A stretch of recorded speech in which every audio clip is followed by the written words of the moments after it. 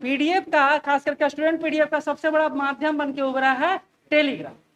अब टेलीग्राम को बैन करने को लेकर कल चर्चा चला, क्या ये सही है और क्या गलत है, वो मेंस का सब्जेक्ट है। लेकिन हम लोग को एक बात समझना चाहिए कि क्यों टेलीग्राम पर ही ये चर्चा हो रहा है, क्योंकि अभी टेलीग्राम के सीईओ हैं, उनको फ्रांस में, पेरिस में गिरफ्तार कर लिया गया। तो पहला क्वेश्चन उठता है कि टेलीग्राम कंपनी कहाँ की? Russian company. पहला याद करिए, ये रशियन कंपनी है, और रशियन कंपनी होने के कारण इसको यूरोपीय कंट्री द्वारा टारगेट किया जा रहा है, क्योंकि दुनिया में व्हाट्सएप को या एक्स को जो टक्कर दे रहा है वो एकमात्र है सोशल मीडिया साइट, वो है टेलीग्राम। 5 करोड़ के आसपास यूजर हमारे पास भी है, 5 करोड़ के आसपास यूजर हमारे पास।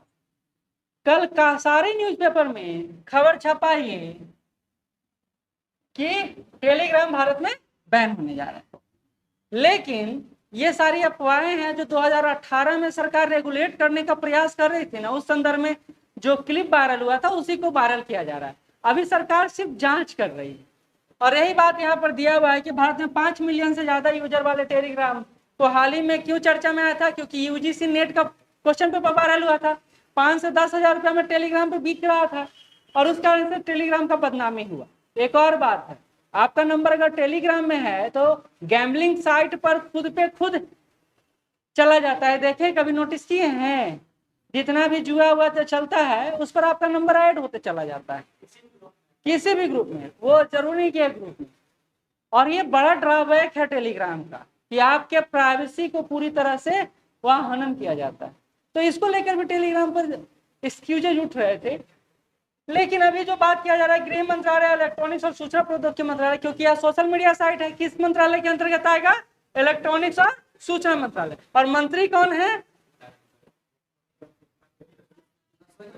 अश्विनी वैष्णव, ठीक है।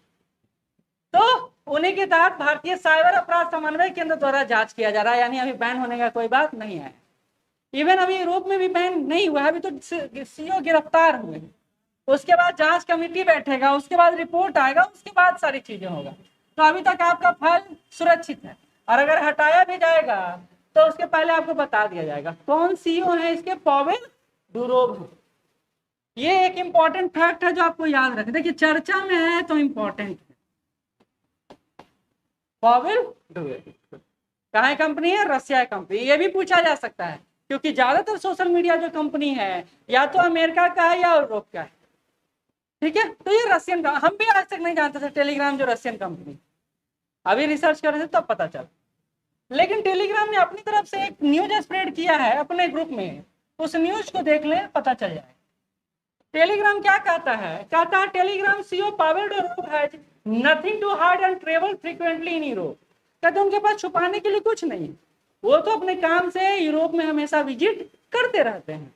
Second, it is absurd to claim that a platform or its owner are responsible for abuse of that platform. अगर उस प्लेटफॉर्म पर कुछ गलत होता है तो सीईओ ही जिम्मेदार होंगे, कहाँ से सही?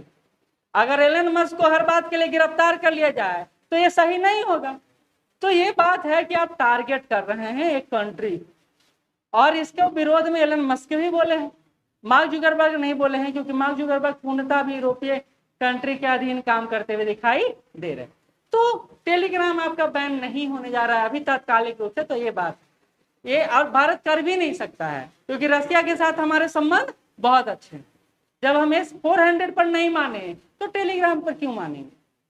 जबकि वायलेशन हो रहा, ऐसे तो आप कहिएगा तो व्हाट्सएप पे वायलेशन नहीं हुआ है। पिछला जो क्वेश्चन लीक हुआ था वो व्हाट्सएप पे ही हुआ था,